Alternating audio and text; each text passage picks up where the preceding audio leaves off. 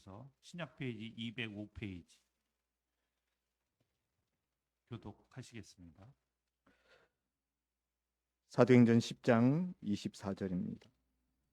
이튿날 가이사랴에 들어가니 고넬료가 그의 친척과 가까운 친구들을 모아 기다리더니 마침 베드로가 들어올 때 고넬료가 맞아 발 앞에 엎드려 절하니 베드로가 일으켜 이르되 일어서라 나도 사람이라 하고 더불어 말하며 들어가 여러 사람이 모인 것을 보고 이르되 유대인으로서 이방인과 교제하며 가까이 하는 것이 위법인 줄은 너희도 알거니와 하나님께서 내게 지시하사 아무도 속되다 하거나 깨끗하지 않다 하지 말라 하시기로 부름을 사양하지 아니하고 왔노라 묻노니 무슨 일로 나를 불렀느냐.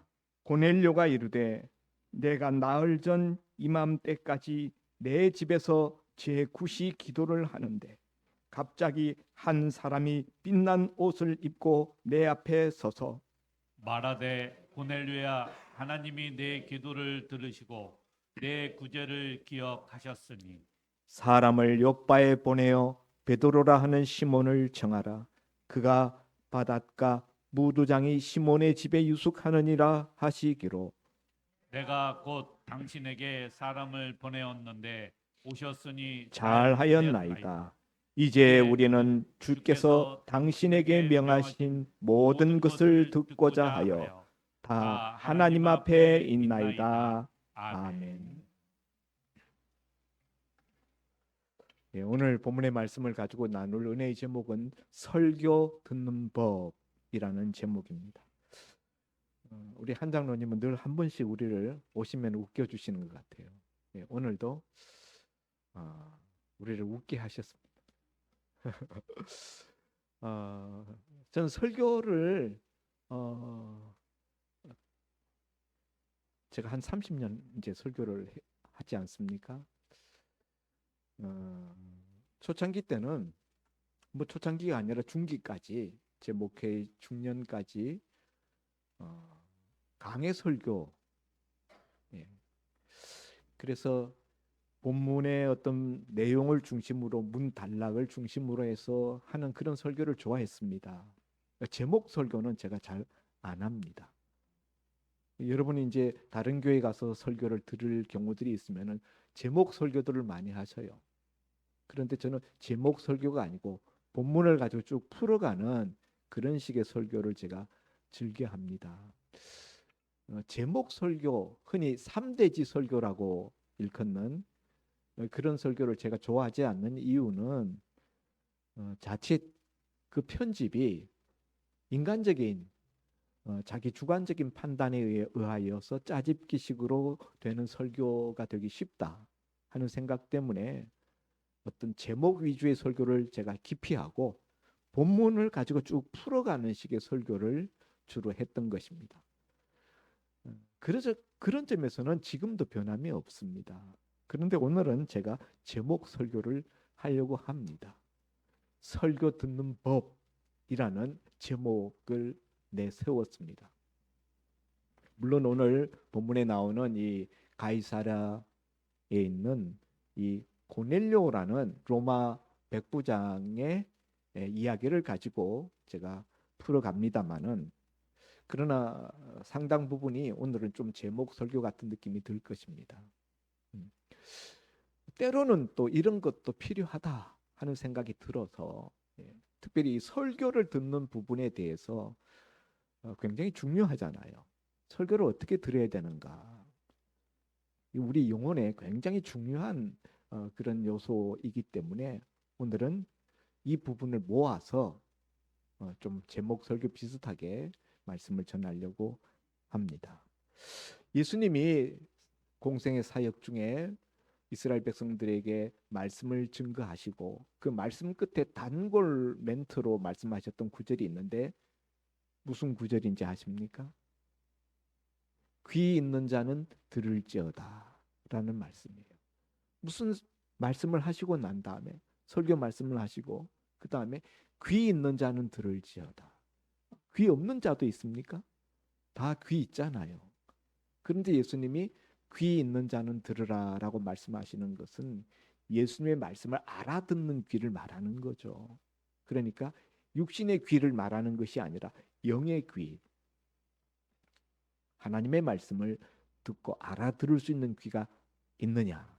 그래서 귀 있는 자는 들을지어다. 다른 말로 바꾸면은 들을 귀 없는 자는 못 듣는다는 거죠. 영의 귀가 열리지 않는 사람은 말씀을 들어도 깨닫지 못한다는 것입니다. 그래서 초등학교도 안 나온 80 넘은 노파도 말씀을 듣고 알아듣는데 대학 다 졸업한 엘리트 사회인이 하나님 말씀 듣고 도대체 무슨 소리인지 모르겠다, 못 알아듣겠다라고 말하는 이유는 영의 귀가 닫혀 있기 때문이다 하는 거죠. 설교 말씀을 잘 듣는 것은 우리의 구원과 또 우리의 영적인 성숙과 매우 밀접한 관계가 있습니다. 여러분은 어떻게 자신이 하나님 말씀을 잘 듣고 있다고 생각하십니까? 나는 말씀을 잘 듣는 사람이라고 생각하십니까? 네. 어떻게 하면 말씀을 잘 들을 수 있을까요? 오늘 자신에게 적용하면서 이 말씀을 들으실 수 있기를 바랍니다.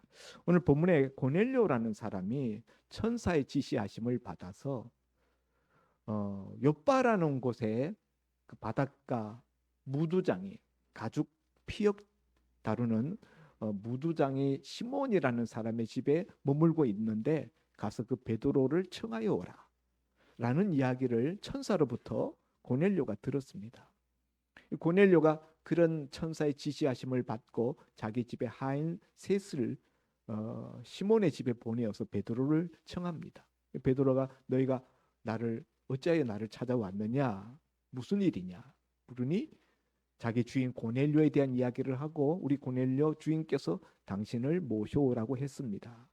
그래서 고넬료의 집에 그 하인들과 함께 도착하는 장면이 바로 오늘 우리가 읽은 바로 이 장면입니다. 고넬료가 그 집에 고넬료의 집에 들어갔더니 24절에 고넬료가 그의 친척과 가까운 친구들을 모아서 기다리더니 자기 혼자만, 자기 가족들만 기다리고 있었던 것이 아니라 자기 일가, 친척, 친구들까지 자기가 모을 수 있는 사람들을 다 모아가지고 베드로를 기다리고 있었다는 거예요. 그리고 25절에 마침 베드로가 들어올 때에 고넬료가 맞아 발 앞에 엎드려 절했다. 고넬료가 베드로를 얼마나 귀하게 생각했던가 하는 것을 알 수 있는 대목이죠. 베드로가 들어올 때 고넬료는 로마의 백부장 수하의 100명의 군사들을 거느린 로마 군 장교입니다. 그런 의미에서 지금 유대인은 누구입니까? 식민지 백성이에요. 옛날 일제 시대 때 조선 총독부가 이 한반도를 다스리고 있을 때 일본군 장교가 우리 백성 앞에 한 시골 어부 앞에 엎드려 절했다. 사실 이렇게 하기 어려운 거예요. 그런데 고넬료가 이렇게 베드로의 방문 앞에 엎드려 절했다. 얼마나 소중하게, 얼마나 귀하게, 얼마나 높이 생각했으면은 엎드려 절했겠는가 하는 거죠. 자기 식구들 다 보는 앞에서, 자기 친구들 앞에서.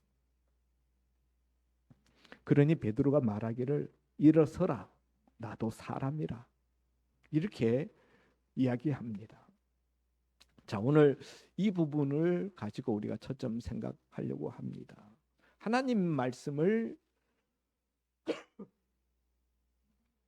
고넬료가 베드로를 청한 것은 하나님의 하시는 말씀을 들으려고 사도 베드로를 청해 온 것입니다. 33절 말씀에도 보면은 내가 곧 당신에게 사람을 보내었는데 오셨으니 잘하였나이다. 이제 우리는 주께서 당신에게 명하신 모든 것을 듣고자 하여 다 하나님 앞에 있나이다. 왜 베드로를 청해 왔는지에 대한 이유를 밝히고 있어요. 주께서 당신에게 명하신 모든 것을 듣고자 하여. 주라는 것은 하나님께서 베드로를 통하여 말씀하시는 명령하시는 그 모든 것을 듣고자 당신을 청했습니다. 그리고 우리는 지금 하나님 앞에 있습니다. 이렇게 이야기를 합니다. 하나님 앞에 있다는 말이 무슨 말일까요? 지금 하나님 말씀을 듣는 그 자리에 지금 자신들이 지금 위치하고 있는데, 베드로가 하나님 말씀을 들려주실 때 하나님 앞에 있는 것 같이 그 말씀을 듣겠다는 말이에요. 여기서 우리가 설교 말씀을 듣는 첫 번째 우리가 명심해야 될 것이 있는데, 그것은 설교를 하나님의 말씀으로 들으려고 하라 하는 거예요. 여러분, 이렇게 물어보겠습니다. 여러분은 설교를 사람의 말로 생각하십니까? 하나님의 말로 생각하십니까? 사람의 말로 듣습니까? 하나님의 말로 듣습니까? 이거 쉽지가 않은 거예요. 쉽게 여러분이 대답하면 안 되는 거예요. 정말 하나님 말씀으로 듣는다면은 우리가 이렇게 들을 수가 없어요.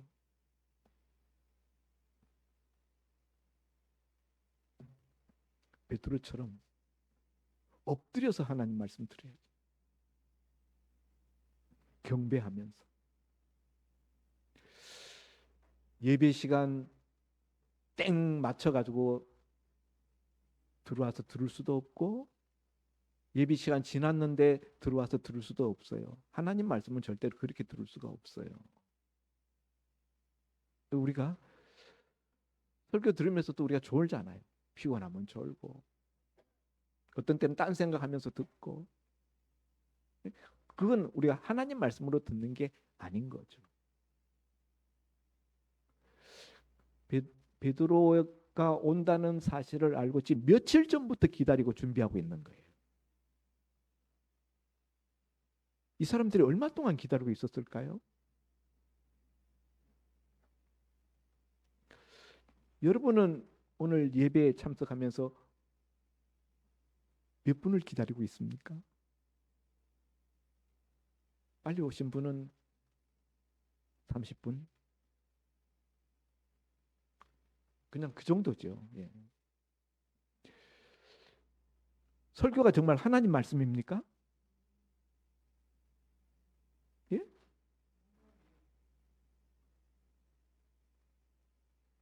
설교는 하나님 말씀은 아니죠.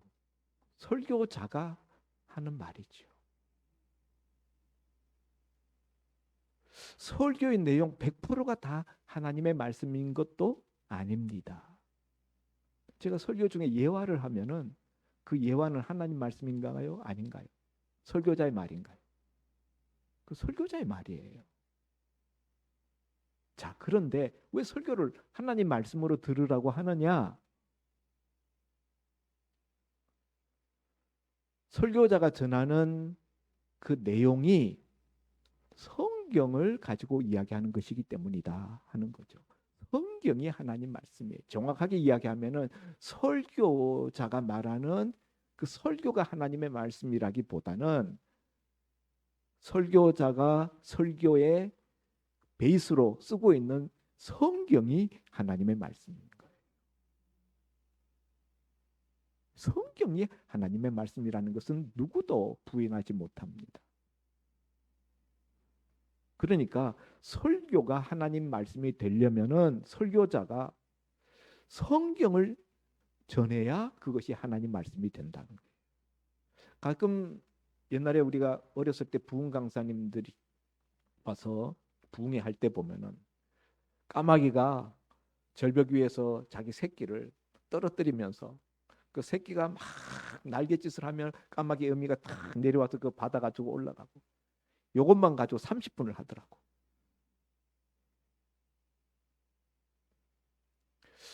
성경 이야기는 제쳐놓고 시사평론 이야기 잔뜩 하고 자기 신상에 일어났던 이야기들, 에피소드들 그런 거 잔뜩 하는 시사적인 설교, 그게 과연 하나님 말씀일까요? 그러니까 설교라는 것은 하나님 말씀이 중심, 성경이 중심이 되어서 그 기록된 성경을 하나님의 성령의 감동하심으로 풀어낼 때에 그것이라야만 하나님 말씀이라고 말할 수가 있지.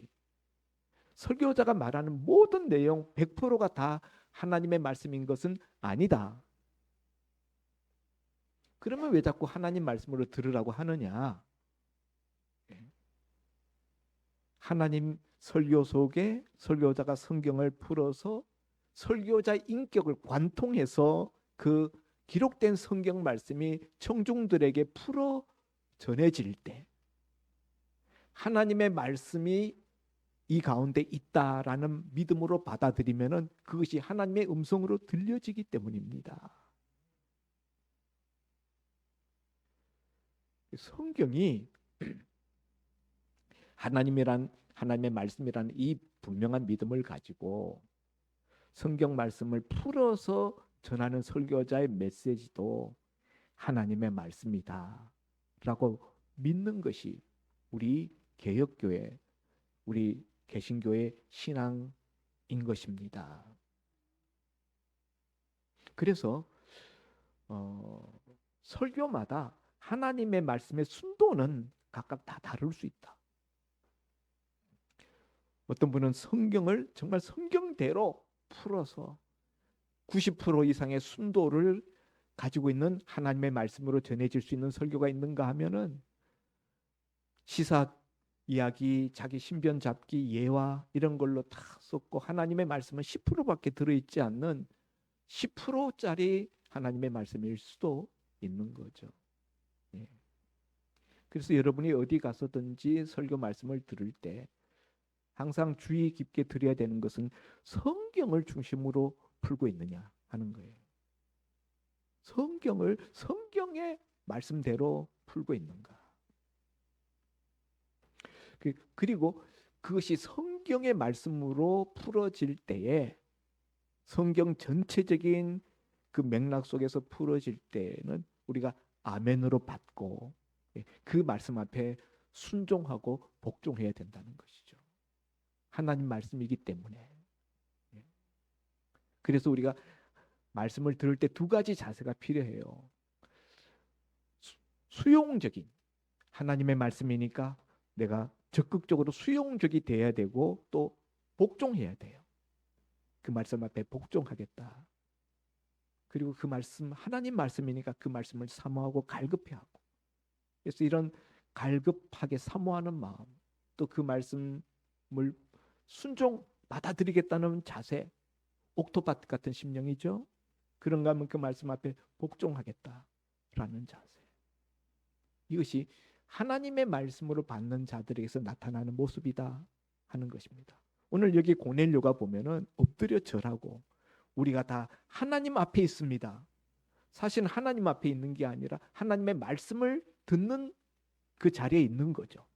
하나님의 말씀을 듣는 자리 앞에 있는데 그것을 하나님 앞에 있다라고 표현하고 있는 것은 베드로 사도가 전하는 그 하나님의 말씀을 얼마나 귀하게 하나님의 음성처럼 듣고자 하는 이 고넬료의 믿음이 반영되어 있는 고백이다. 이렇게 말할 수가 있겠습니다. 그래서 설교를 들을 때 비판적인 자세, 배타적인 자세 혹은 사람의 말로 듣는 그것을 우리가 배격해야 된다.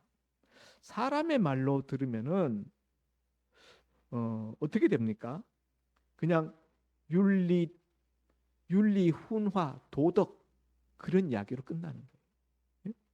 설교 말씀이 하나님의 말씀이 아닌 사람의 말로만 들으면은 그건 윤리, 도덕, 훈화 그런 것으로 끝난다.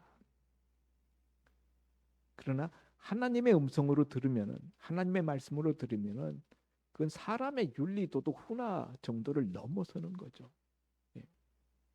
우리가 하나님 말씀으로 드려야 되는 이유는 하나님의 행하신 일을 우리가 기록하고 있기 때문에 예수님이 물 위를 걸어가셨다. 예수님이 죽으셨는데 십자가에 매달려 죽으셨는데 사흘 만에 부활했다.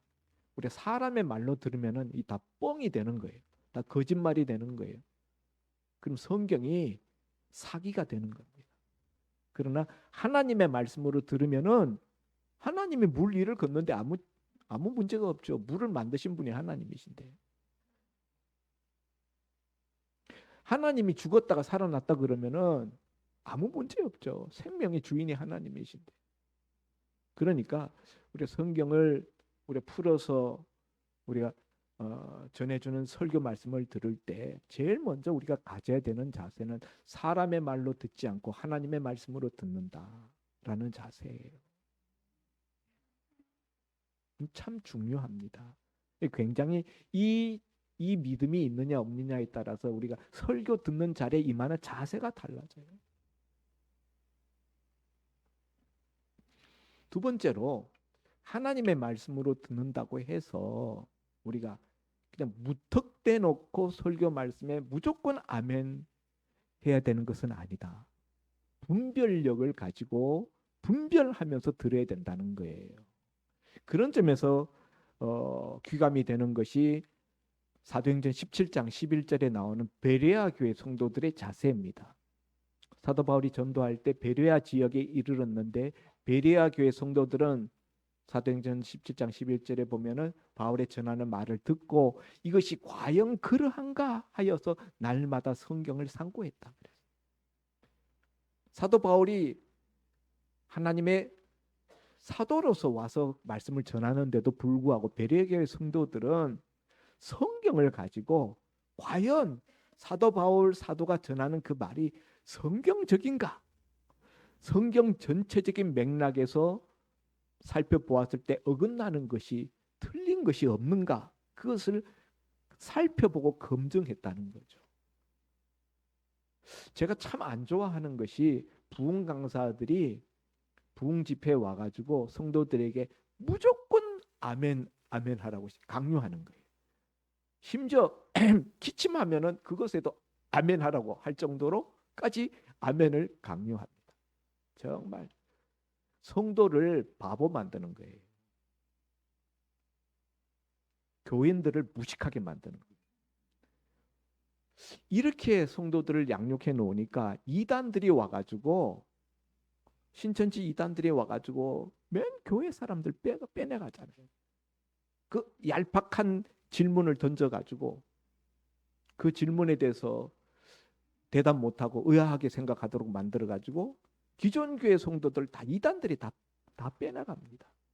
왜 그런가 하면요. 교회 안에서 말씀을 들을 때부터 분별력을 가지고 말씀을 상고하는 훈련을 성도들이 받지 못했기 때문이에요. 이단들이 말하는 그 내용들은 평상시에 들어보지 못했던 내용들이에요. 교회에서. 평상시 들어보지 못했던 질문을 던지고 들어보지 못했던 내용을 말하니까 그게 뭔가 신기한 것 같은 거예요. 근데 여러분 그 조심하시기 바랍니다. 누군가가 이야기하는데 교회에서 이때까지 예수 믿으면서 한 번도 들어보지 못한 이야기를 한다. 그러면은 말을 그쪽에 담기면 안 되고 같이 교제하면 안 됩니다. 항상 뭔가 새로운 것이라는 것은 없어요. 성경에 새로운 것이 없어요. 성경은 이미 오랫동안 2000년 동안 우리에게 주어진 오래된 말씀이에요. 새로운 진리를 가르쳐 준다? 다 거짓말이에요. 다 사기예요. 그 이단들입니다. 그래서 우리가 성경 말씀을 풀어주는 설교자의 말씀을 들을 때 항상 분별력 있는 분별하는 자세를 가지고 들어야 된다. 오늘 목사님 말씀 설교 말씀 100% 중에 20%는 하나님 말씀 아니야. 내용은 유익하고 도움이 됐지만은 그거는 하나님 말씀은 아니고 그럴 정도로 심지어 말씀을 분별해서 들어야 된다 하는 거예요. 언젠가 우리 성도님이 어떤 집회 현장에 갔다가 집회에 참석했다가 굉장히 은혜 받으셨다면서 그 강사님을 우리 교회에서도 한번 부흥 강사로 모셨으면 좋겠습니다. 해서 제가 그 집회에 참석해 봤어요. 근데 그 강사님이 설교하시는데 열왕기상 18장에 엘리야가 갈멜산 꼭대기에 여호와의 제단을 쌓아놓고 바알 아세라 그 우상 섬기는 제사장들과 더불어 영적 대결을 벌이는 그 장면을 설교하셨어요. 그런데 열왕기상 18장 32절에 엘리야가 여호와의 제단, 무너진 여호와의 제단을 쌓고 그 제단 밑에 또랑을 팠어요. 물도랑을 팠는데 곡식 종자 두세아 들어갈 만한 도랑을 팠다. 곡식 종자 한 두세아, 이거 이제 분량을 말하는 거예요. 두세아 정도, 예를 들면 두 가마니 정도 들어갈 만한 물도랑을 팠다. 근데 그 곡식 종자라는 요 단어를 가지고 설교를 1시간 내내 하시는데, 곡식 종자는 뭐냐? 우리 하나님 앞에 드리는 11조다. 11조가 곡식 종자다. 11조를 어떻게 드리느냐? 뭐 이제 그거 가지고 그거 드리면은 복 받고 하나님 역사하고 막 그걸로 다 풀더라고요. 그 본문에서 이야기하는 것은 또랑의 사이즈, 또랑의 크기를 이야기하기 위해서 곡식 종자 두세아 정도 들어가는 도랑이다, 규모를 설명하는 거였지, 그 곡식 종자가 뭘 의미하는지를 설명하는 그런 내용은 아니었어요. 그런데 이제 그렇게 설교를 하는데 다들 아멘 아멘 하고 있더라고요. 나만 노멘 그랬죠. 이런 설교, 풍요적인 설교예요. 풍요적인, 자의적인 설교예요. 성경이 과연 그걸 말하고 있느냐? 아니라는 거죠. 성경이, 본문이 정확하게 무엇을 말하고 있느냐 하는 것을 설교를 들으면서 청중은, 듣는 사람들은 그걸 분별력을 갖고 들어야 된다. 아까 제가 비판적이 되지 말라 그랬어요. 비판적이라는 것은 악의적인 그런 태도를 어떻게 하면 흠보고 뭔가 이렇게 해치려고 하는 그런 마음으로 듣는 것이, 그런 자세가 비판적인 자세고, 분별력 있는 것은 이것이 과연 그러한가 아닌가, 베레아 교회 교인들이 가졌던 것 같은 건설적인 판단력을 가져야 된다라는 것입니다. 우리가 속지 않기 위해서, 올바르지 않는 말씀에 우리가 속지 않기 위해서, 마음을 빼앗기지 않기 위해서. 하나님 말씀이면 우리가 엎드려 절하지만 하나님 말씀 아닌 것에 우리가 엎드려 절하면 안 되기 때문에. 그래서 대형교회에서 보면은, 대형교회 폐단 중에 하나는 목사님이 너무 훌륭하시고 또 교회를 크게 이렇게 하시다 보니까 대형교회 목사님들에 대해서 그 교회 성도들이 일종의 우상화 하려는 경향이 있어요. 제가 옛날 여의도 순복음 중앙교회 출신 아닙니까? 조영기 목사님에 대해서 여의도 순복음 중앙교회 교인들은 거의 뭐 예수님 다음 가시는 분 정도로 생각하는. 오늘 본문에도 보면은 고넬료가 베드로 사도가 들어올 때 그 앞에 엎드려 절했어요. 그러니까 사도 베드로가 고넬료에게 아서라, 일어서라, 나도 사람이라. 그러니까 순종적이고 적극적인 수용성을 가지고 하나님 말씀을 귀하게 그렇게 받는 자세는 필요하지만은 지나친 것은 우상화된다는 거죠. 지나치면 우상화. 그래서 인간이 우상화되면 안 된다. 하나님 말씀만 높여져야지, 하나님 영광만 드러나야지 사람이 영광 받으면 안 돼요. 예수님이 사탄에게 40년 광야에서 40일 금식 기도한 다음에 시험 받으실 때 사탄의 시험에 대해서 주 너희 하나님께 경배하고 다만 그만 섬기라. 하나님께만 경배하고 하나님만 섬기라고 그렇게 이야기했죠. 그러니까 하나님 아닌 다른 것에는 엎드려 경배하면 안 된다는 거예요. 그래서 베드로 사도는 자기를 공경하는 그런 그 중심에서 우러난 엎드려 절한 고넬료에게 일어서라, 그건 합당치 않다. 자기를 높이는 거지만은 베드로 사도는 그것조차도 분별력 있게 지도를 하는 거예요. 하나님 말씀이 높아져야지 사람 높이려고 하면 안 된다. 일어서라, 나도 사람이라. 이렇게 이야기를 합니다. 자, 세 번째로 우리가 하나님 말씀을 들을 때 꼭 갖춰야 될 태도는 범사에 좋은 것을 취하려고 하라. 범사에 헤아려 좋은 것을 취하려고 하라. 데살로니가 전서 5장 21절 말씀이에요. 데살로니가 전서 5장 21절에 보면은 데살로니가 교회 성도들에게 사도 바울이 권면하기를 너희는 범사에 헤아려서 좋은 것을 취하려고 하라. 이렇게 말씀하셨어요. 여러분, 하나님 말씀을 들을 때 제가 100%다 하나님 설교 말씀을 들을 때 100%다 하나님의 말씀은 아니다. 사람 말도 들어가 있다. 설교자 생각도 들어가 있고 설교자 말도 들어가 있는 거예요. 자, 그렇다 보면은 설교자가 혹 실수할 수도 있어요. 사람이니까. 혹은 설교자의 어떤 지식적인 한계, 못 알아서 제가 지금 이렇게 뒤돌아보면은 과거에 했던 설교 중에 제가 부분적으로 잘 몰라가지고 엉터리로 말한 부분들이 있더라고요. 그렇게 있을 수 있어요. 그런데 말씀을 들을 때 우리가 그 잘못된 부분들, 어떤 사람들은 이제 그런 것만 이렇게 막 찾아내가지고 이게 틀렸다, 이게 잘못됐다, 그렇게 열올리는 분들이 있는데 그러지 말고 좋은 것을 취하려고 하라. 좋은 것을. 그러니까 설교 듣는 좋은 태도는 마치 보석을 캐내는 채굴업자, 금광석을 캐내는 금광석 채굴업자와 같은 그런 자세를 가지는 거. 가서 강원도에 가보면 자수정 광산이 있어요. 거기 관광객들한테 관광 코스를 만들었는데 돈 얼마를 내고 들어가면은 그 안에서 자수정 다 이렇게 골라내고 버려진 자수정 광석들이 있는데 그 버려진 것 중에도 보면은 자수정이 들어있는 것들이 남아있는 것들이 있는 거죠.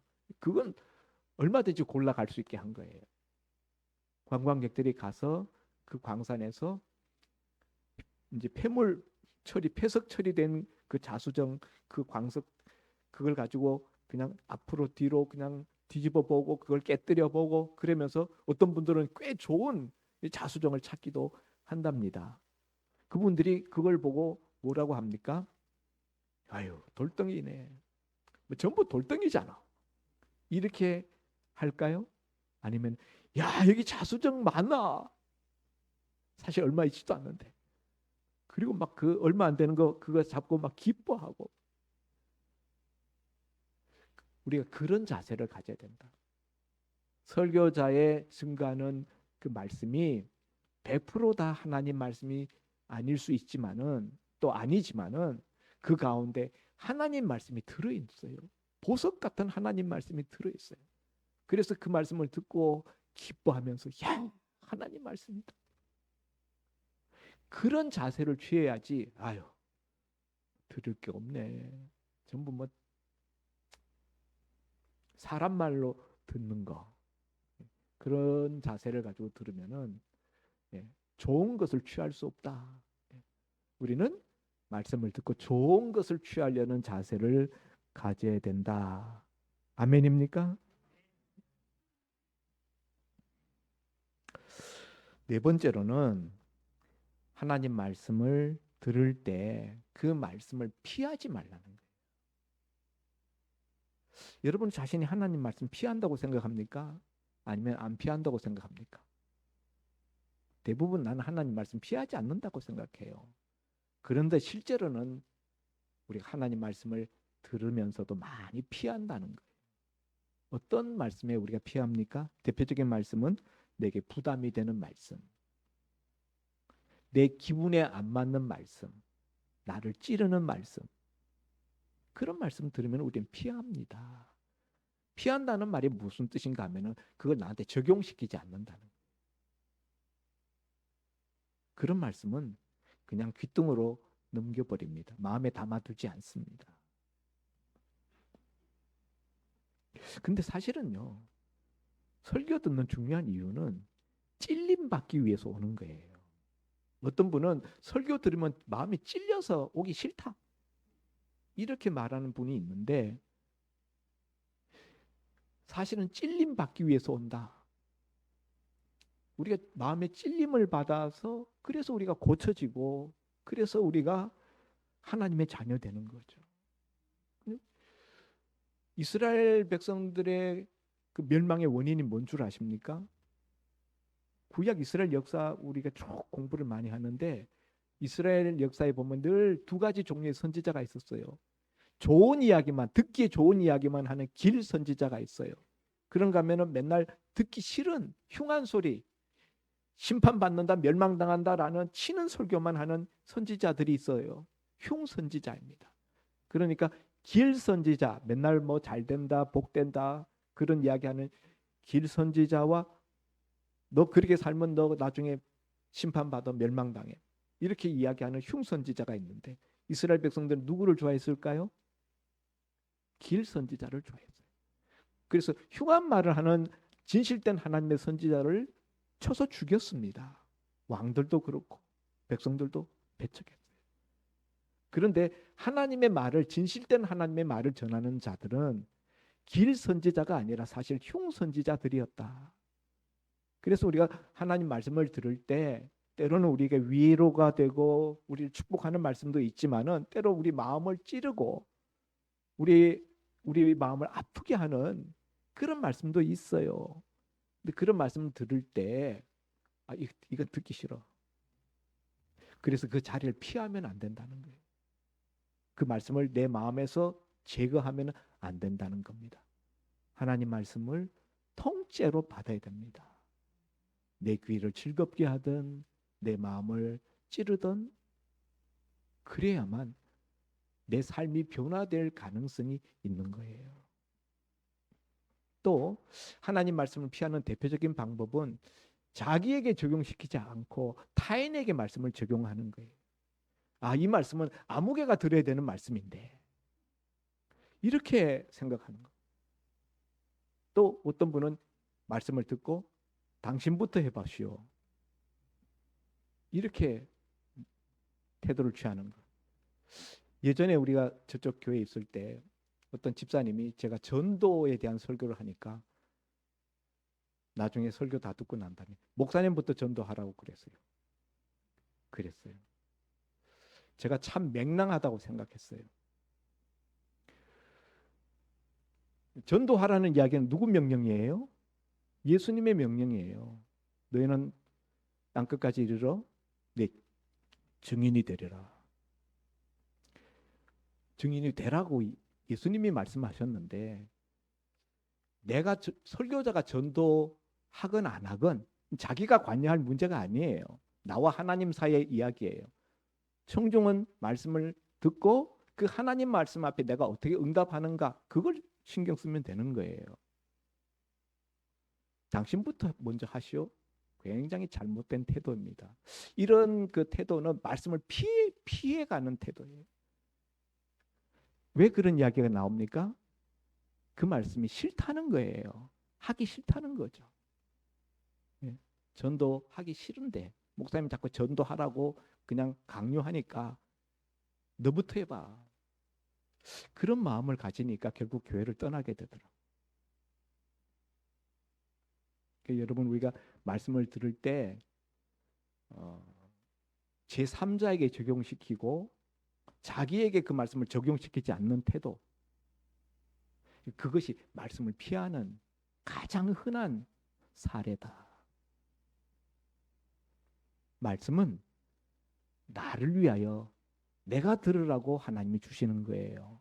오늘 고넬료는 우리가 하나님 말씀을 들으려고 하나님 앞에 서 있습니다.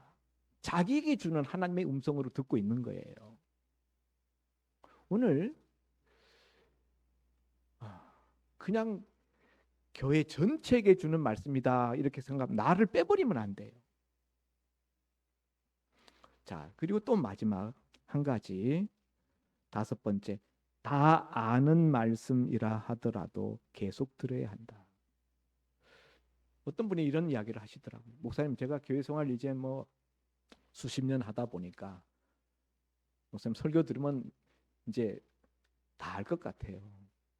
다 그 이야기가 그 이야기 같아요. 전도하라, 기도하라, 성경 열심히 읽어라, 하나님 가까이 하라, 뭐 교회 열심히 섬겨라. 다 그거잖아요. 다 그게 그거잖아요. 틀린 말이 아닙니다.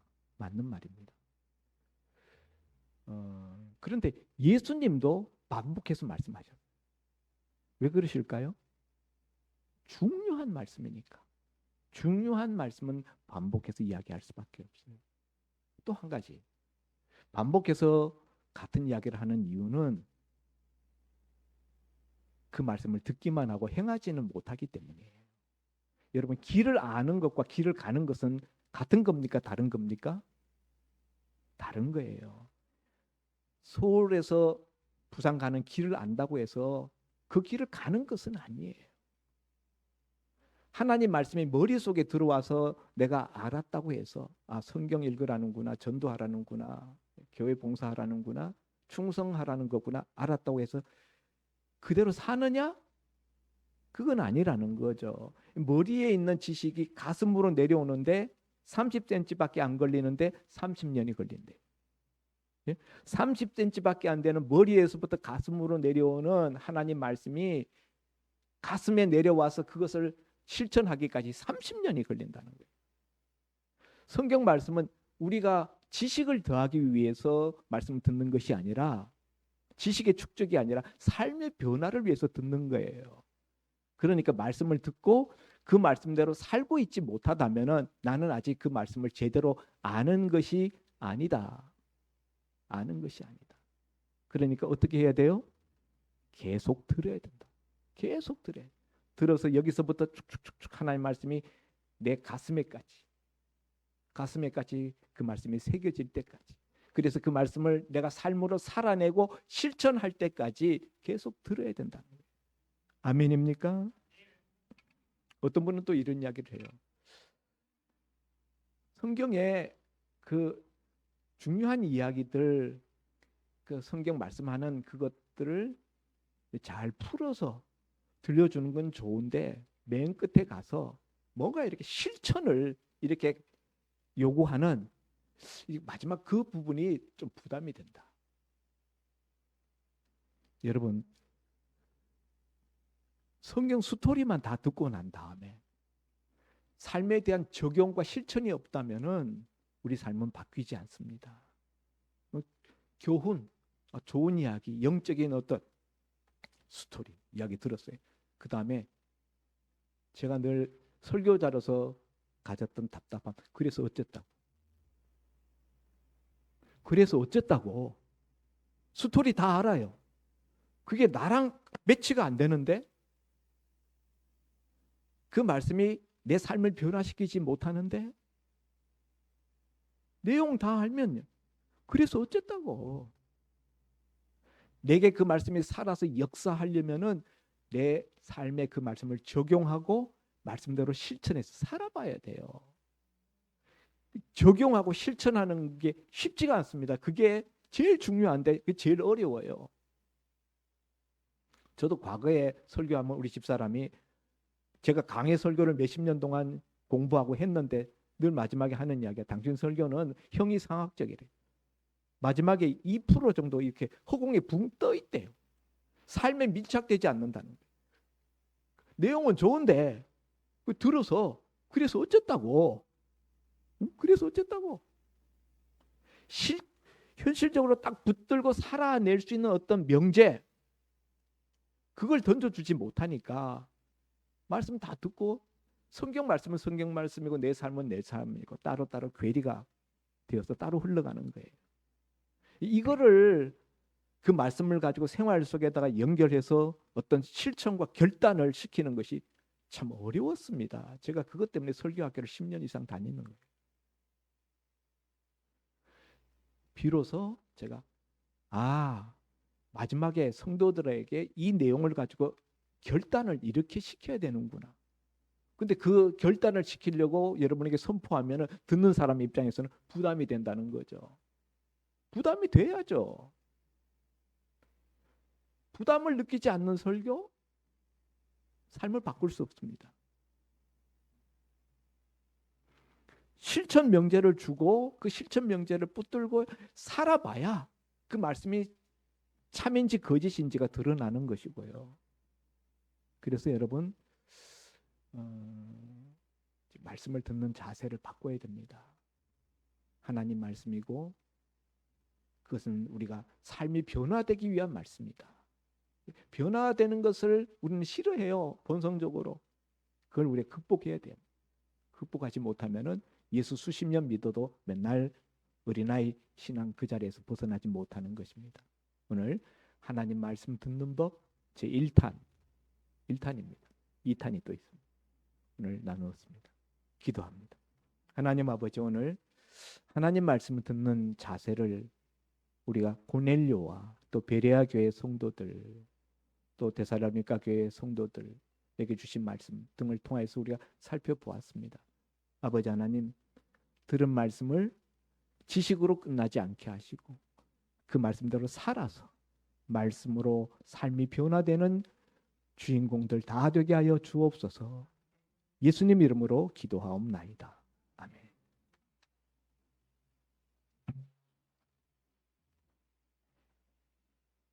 오늘 귀한 말씀, 설교 듣는 법에 대해서 말씀을 해주셨습니다.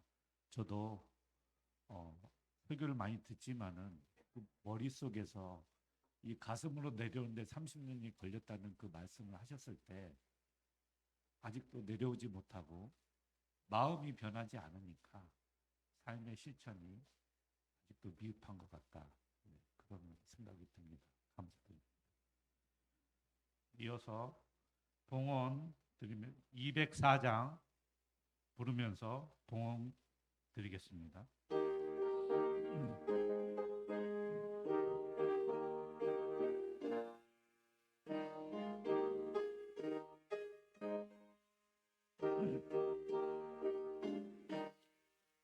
주의 말씀 듣고서 준행하는 자는 반석 위에 터닫고 집을 지음 같아.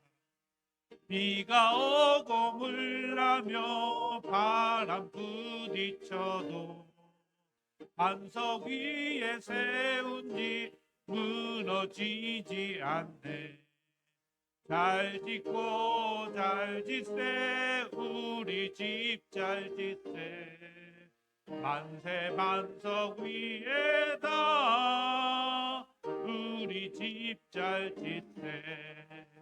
주의 말씀 듣고도 행치 않는 자는 모래 위에 터닫고 집을 지음 같아. 비가 오고 물나며 바람 부딪힐 때 모래 위에 세운지 그게 무너지네. 잘 짓고 잘 짓세 우리 집 잘 짓세. 만세 반석 위에다 우리 집 잘 짓세. 세상 모든 사람들 집을 짓는 자니 반석 위가 아니면 모래 위에 짓네. 우리 구주 오셔서 지은 상을 줄 때 세운 공로 따라서 영영 상 벌 주니. 잘 짓고 잘 짓세 우리 집 잘 짓세. 만세 반석 위에다 우리 집 잘 짓세. 담임 목사님께서 봉헌기도 해주시겠습니다. 주님이 우리에게 베풀어 주신 구원의 은혜와 또 온갖 우리의 삶을 여기까지 이끌어 주신 인도의 은혜를, 보호의 은혜를 이 시간도 우리가 감사하며 하나님 앞에 빈손 들고 나오지 아니하고 예물을 준비하여 드렸습니다. 드린 손길들 주님 기억하여 주시고 먼저 저들의 영혼이 잘 되게 하시고 영혼이 잘됨 같이 범사에 잘 되고 육신에도 강건함을 허락하여 주옵소서. 그리하여서 그 몸으로 그 발로 그 손으로 무슨 일을 도모할 때 주님의 함께 동사하심이 임하여서 형통케 하여 주옵소서. 아멘. 이 물질 주의 손에 올려드립니다. 하나님 나라 확장되는 일에 요긴하게 쓰임받게 하시고 죽어가는 영혼 살리는 놀라운 구원의 역사가 날로 날로 더 창대해지게 하여 주옵소서. 아멘. 축복하고 감사하며 예수님 이름으로 기도하옵나이다. 아멘. 교회 소식 전하여 드리겠습니다.